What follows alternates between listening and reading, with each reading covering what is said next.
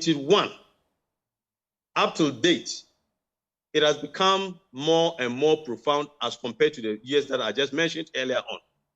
Indeed, to the extent that, and I have a letter that I have here, which is dated the 5th of November 2022, just 2022, which we wrote to the Honorable Minister. And in that letter, we cited an instance of what was then existing as emergency food supplies. Emergency food supplies because at that time, all the contractors who were supplying under the buffer stock system were refusing to supply. And all because they indicated that the amounts of money that were paid for the supply of food items fell far below the market price. So you had a situation where most of the suppliers, a lot of the suppliers were just refusing to supply.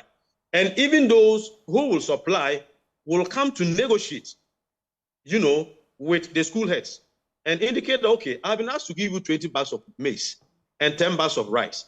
But here is the case, the market price doesn't support what I'm supposed to supply. So I'm going to give you 5%.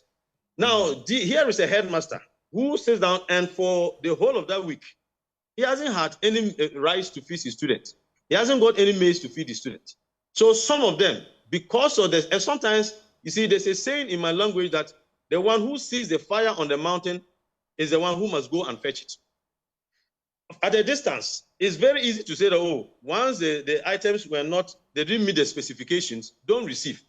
But here you are, looking at your students in the face who have not fed themselves for about, in fact, in some instances, I can tell you on authority that there were instances and there are still instances where schools had to jump meals. What it means is that you will take breakfast, you will jump lunch and take supper. Wow. If it's even for a day. If it's even for a day. And I can tell you, I won't mention names for now, that it has happened. This